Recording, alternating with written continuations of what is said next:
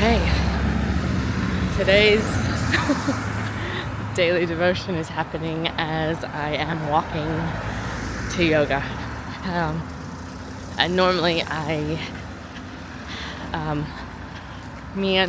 saunter my way there, but sometimes I leave a little bit later so that I can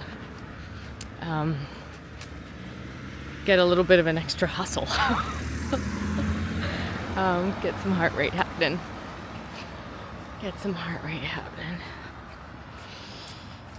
Yeah. So, walking alongside me on our way to hot pod yoga. This is my first time doing practicing hot yoga regularly, but it's cold in England, so it feels nice. Yeah.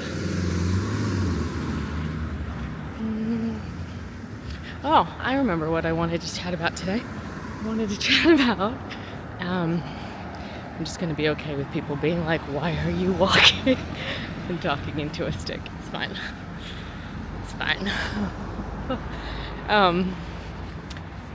I wanted to chat about this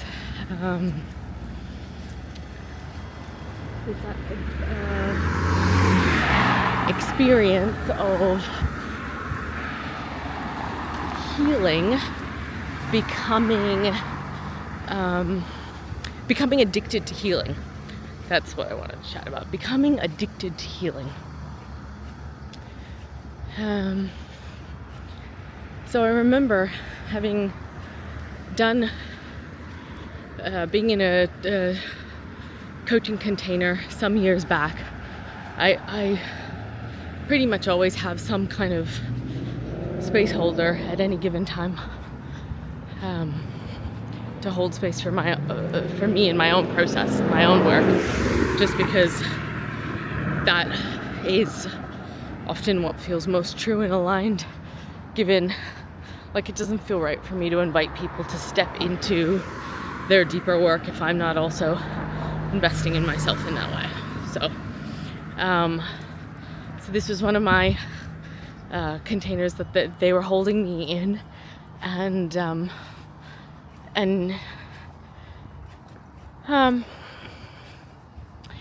she was talking about the tendency for people to become addicted to healing and go in healing loops and cycles. Now, at that time, for me, healing was I write in my book about my understanding of the word healing and my relationship with that word, so I'm not going to get into that here. But I will say I didn't have a sense of, I couldn't connect with that. I couldn't connect with that idea that someone would just perpetually just be healing and healing and healing. Well, that being said, I've seen it, I've witnessed it, but it didn't feel true in my experience. And the witnessing of it was more around what appeared as I guess the judgment the mind would make was they haven't moved, they're in the same space, which of course is not true. This is not true. This is the nature of life. We don't do stagnant. Life is not stagnant. We're kind of, there's always some kind of movement, whether it's growing or decaying. And so I think becoming addicted to healing is a form of decaying, I guess, in a way, because what's happening, and I'm obviously just teasing this out in this space, publicly letting the mess be the message. So it just taking a moment to let that feeling of like this very confronting be there for me, because I feel like there's a part of me that would much rather have done this offline, gone away with my process and come up with my allowed the clarity to emerge offline in my own time, so that I can then present it as like, yes, well, this is something I've deeply contemplated, and this is what feels true for right now. And it still feels weird to just like be doing it real time and be witnessed in that publicly, right? Like it's not like you're in one of my, it's funny though, because it's like I do this in the 12-step rooms, I do this in coaching containers, like I'm actively in my process sorting my shit out.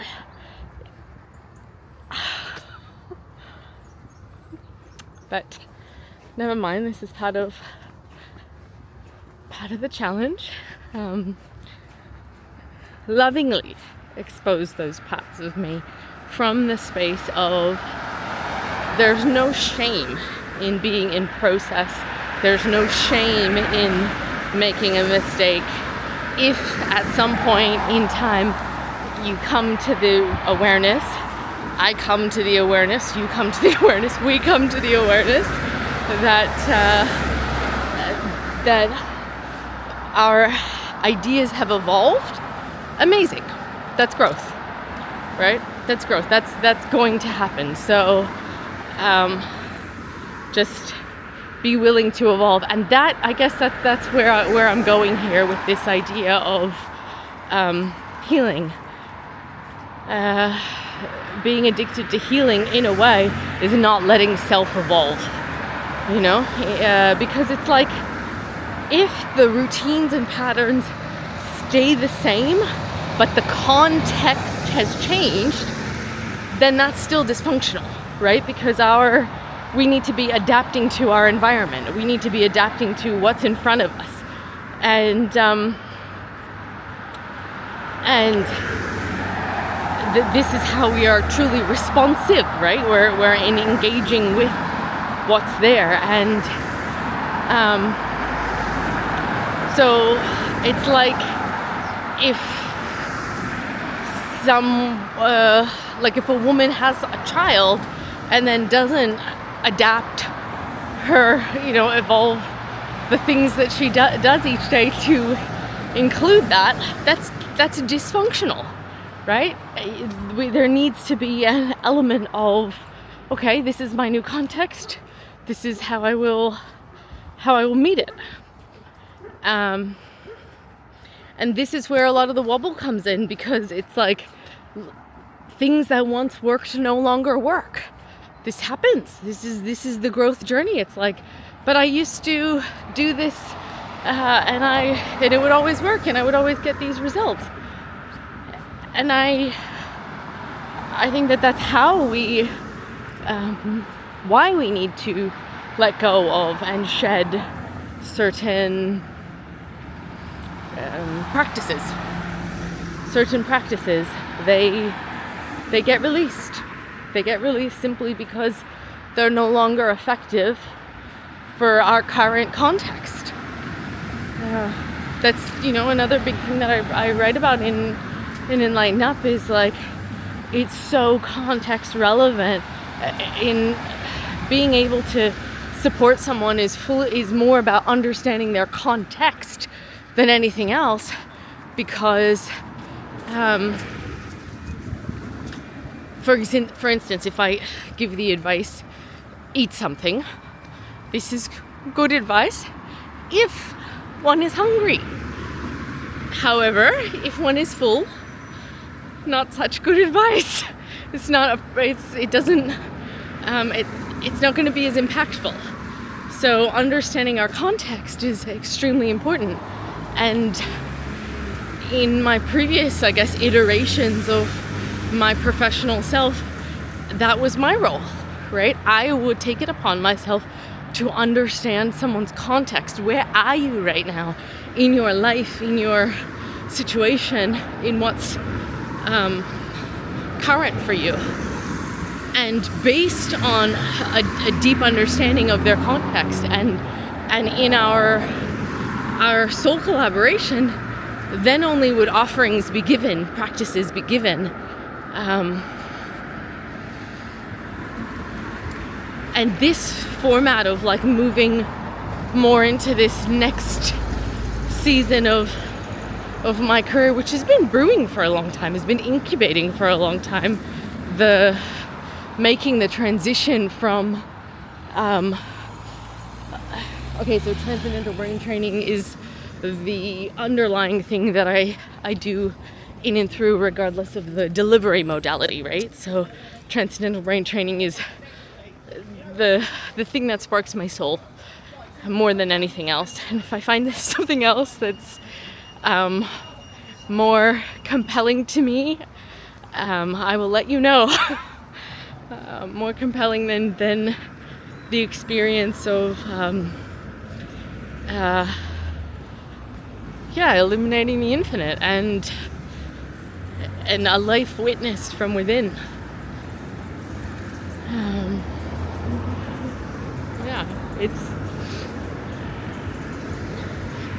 It's interesting. Even just I notice a difference. I talk about it and I feel more dropped into my body. Like my breath slows down, which maybe I need to walk a little bit faster to make it to this class in time. So again, being aware of context.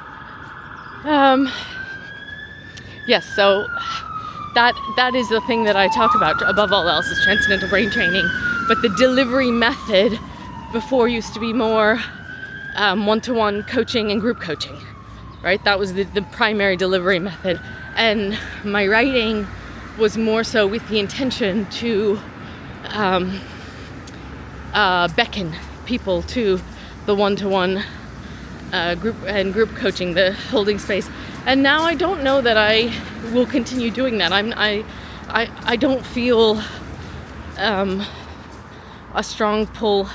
I mean, it's possible I will. It might be the practitioners that I hold space for, and maybe another group. But what feels truer is just to write and share for the sake of writing and sharing, which then puts more onus on the recipient of the message to say, is this relevant for me? Is this relevant for my context? Does, to sift and sort and parse out what resonates and rings of truth for you in your body right now. And so just fully trusting you got this in that regard. And I think that's that main thing. So in True Trust, my book True Trust, I write about the 3 different types of trust, like trust in self, trust in a higher power, and trust in others. And I feel this for me is a real it's a sign of growth in all of these aspects, deeper trust in myself to communicate more clearly even when I have not prepared anything and I don't know who I'm speaking to, no idea who's listening to this. And higher power will put it in front of those that are meant to hear it, right? The divine mind will lead it to where it's meant to go. And so it's just I guess it's evidence of deepening trust. And I think that's often the way is in my life, at least. I see the fruits of the practice firstly in my world and then in those closest to me, whether my partner or clients or, you know, then it kind of ripples out. So yeah, this is I think a step along the road of like, this is an visibility training for me is an ongoing practice, right? And so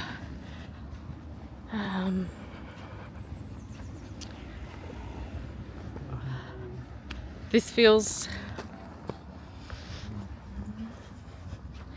a way to normalize that, like if I can you know, just show up in the mess and share that online, then relative to that, putting my book in the world, which has a very clear message and well, I perceive as a clear message, it will be far simpler. So I'm about to approach my yoga studio. So thank you for watching. If you've watched this far, thank you for witnessing me in my mess. It means the world.